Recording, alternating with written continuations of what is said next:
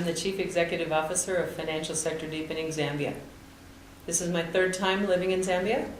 In 1991 to 1995, I was involved here in microfinance activities and field activities.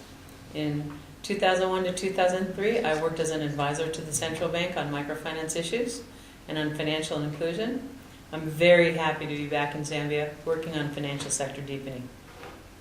Okay, tell us about financial sector deepening. What is this? What does it mean to these countries?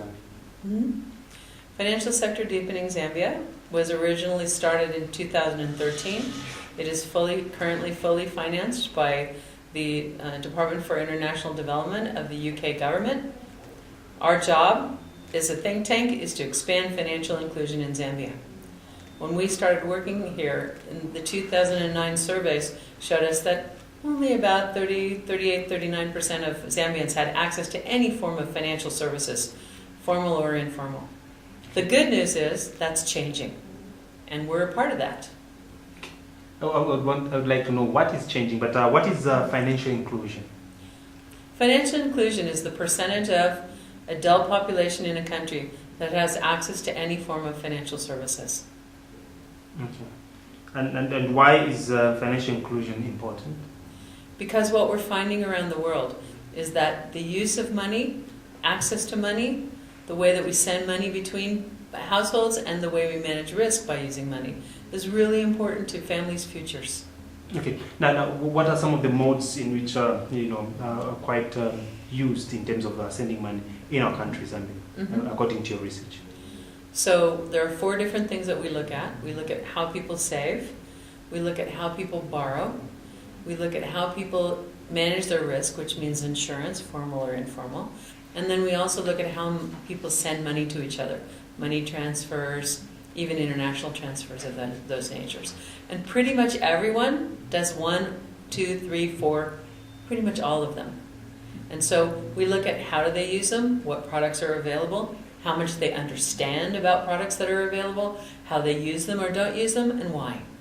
Okay, now you have talked about risks and all those things. It seems your organization is only for a particular grouping or group of people. Actually, we look at all Zambians. Our objective as an organization, our vision, is that every single Zambian, even children, will have the opportunity to save and to use financial services that are tailored for them, that they can understand, and that work for them in helping them improve their lives. Okay, now let's go to some banking sector in our country. We look at, most people don't want to save because they look at banks as a profit-making organization, and they will be getting their money and things like that. What's your take on that? We actually did a geospatial mapping exercise where we looked at throughout the country where are there bank services and other formal financial services, and also where are there informal financial services. What we discovered is what we expected. Zambia has a very rich environment for financial services, but many people use informal ones. They use them because there isn't a bank in their area. They use them because they don't understand how to use a bank. They use them because it's a little bit easier and they know the people in their area and they trust them. So with regard to banks, we're working with them on how do you deepen your products and services, how do you innovate products and services, how do you transfer from just lending money to having relationships with your clients that have a variety of different kinds of services, and how do you start early? Bring in the kids when they're 12 years old and explain to them about savings accounts.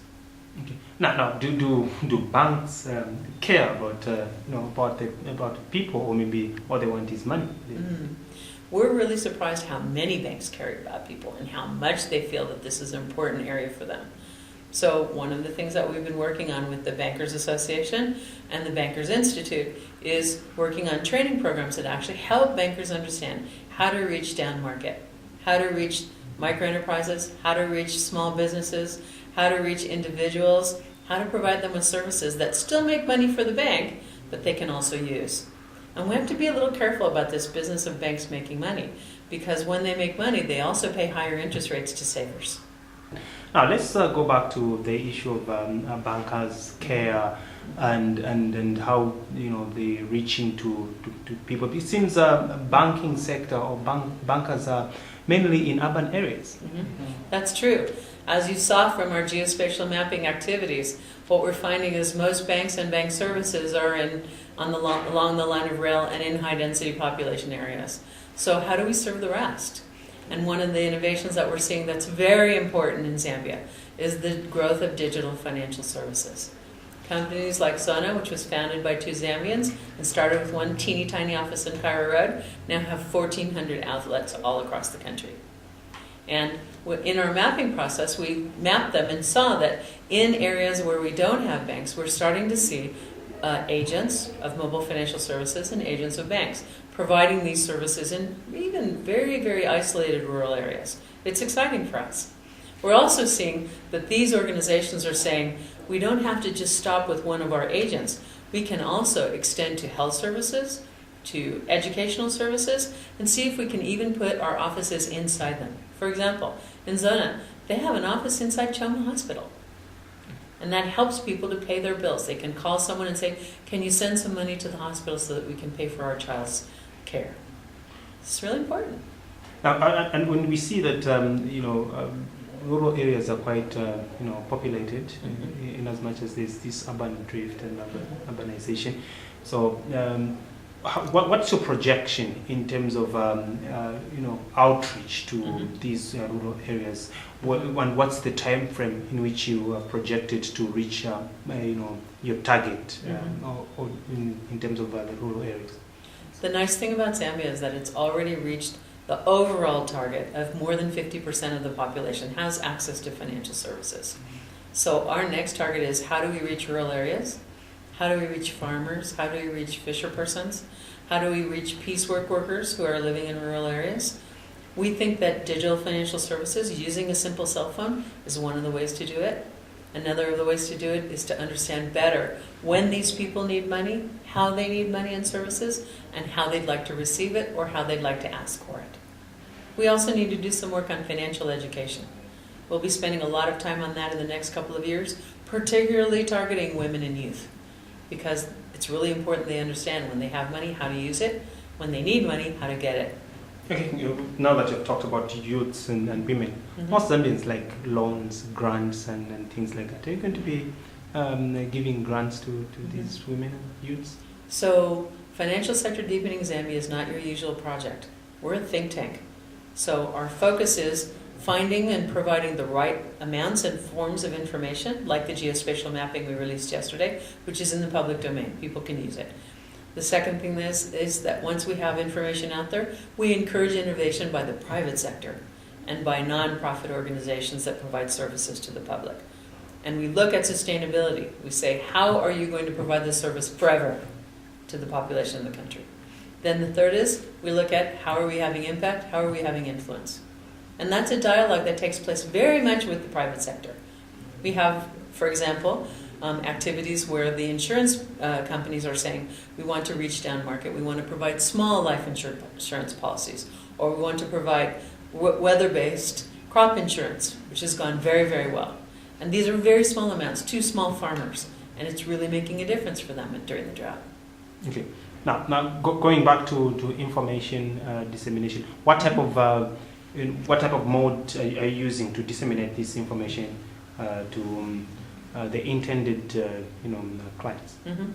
So we have an open architecture system, which means that once we create an activity and we provide survey, the data is made available to the public, as with the geospatial mapping. We take out the information that identifies specific companies, because we don't want to give one company benefit over another. But we provide all the information. For example, every Kaloba in the country is in this database. All of the savings groups are in the database. So companies can say, gee, there's a hole here, there's population here, but we aren't providing services. Maybe we should be looking at that. Maybe this is a physical place to expand. And they can also look at the map and see that expansion is taking place with agents rather than having to build a brick and mortar bank. And so that becomes then an important learning for the banks, that they don't have to build a branch, that they can work with an agent in that area. Okay, and how are you connecting to some of other companies or businesses, corporate world? We talk to them all the time. Certainly we talk to the banks. We actually have partnerships with certain of the more innovative banks. We also provide our information openly on the internet to the public, in hard copy, in soft copy. We talk to the associations, for example, the Bankers Association, the Microfinance Association. We work with working groups, for example, in the insurance industry with a technical assistance group. We also work with the digital financial services providers, which is a really interesting combination of mobile network operators, third parties, and banks. So we're pretty much talking to everyone all the time. Okay, and some of just run us through some of your products, the products that you have now. And the kinds of work that we're doing yes, now? yes. Okay.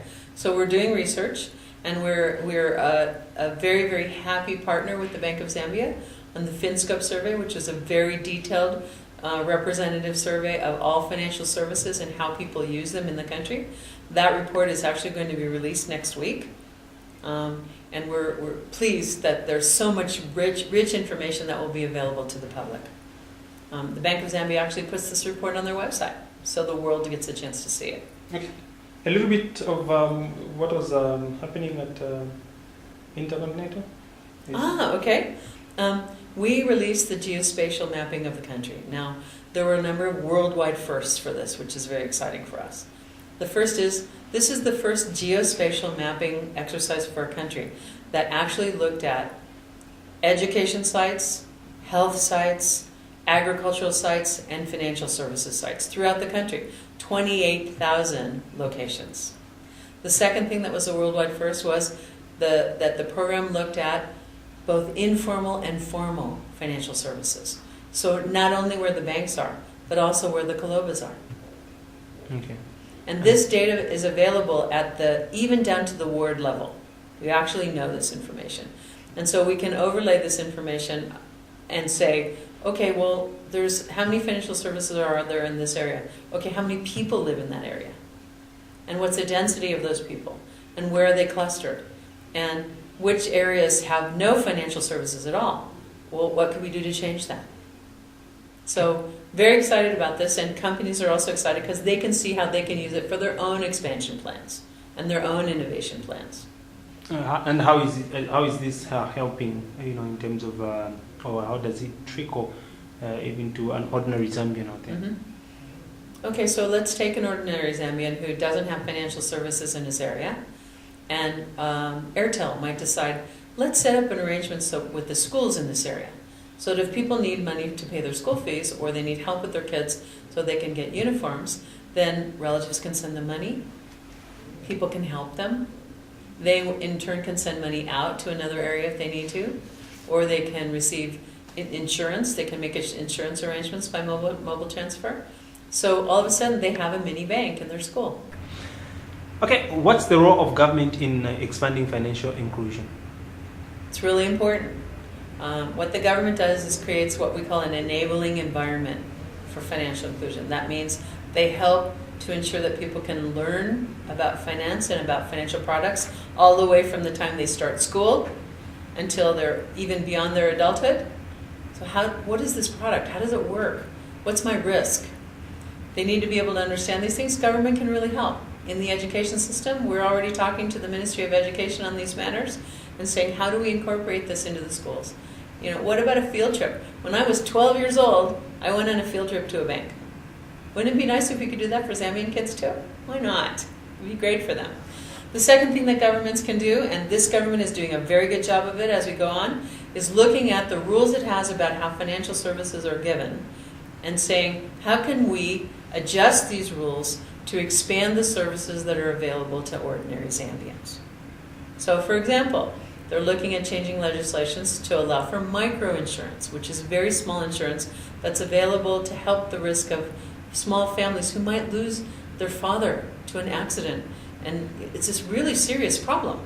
So life insurance in small amounts can make a big difference to a family like that. So then the third way that government helps, besides information and also the rules, is by encouraging the private sector to deepen themselves, to add more services, to think more broadly, and share the information that is generated by partnerships such as ours with the Bank of Zambia on the FinScope survey and on the geospatial mapping. Do you think that you are on the right track, or how would you measure your success so far? We actually do measure our success. We have a really detailed process of measuring our results, and I'm really happy to see that we're seeing an expansion in the number of savings groups. We're seeing innovation in the number of products and services that banks are providing to their clients. We're looking at how insurance companies are starting to broaden their services, and more people are using them. And for our next step, we're going to be concentrating on making sure that people understand what these products are, how they can be used, and how they can make responsible and sensible choices. Okay. In wrapping up, how could you summarize everything that you have talked about? Wow, summarize. Zambia is very important to me. Zambia is very important to our team. Financial inclusion, expanding financial inclusion, is our day-to-day goal. And we're really excited about this, and we're also very excited about all of the players, public and private, who are committed to this goal as well for the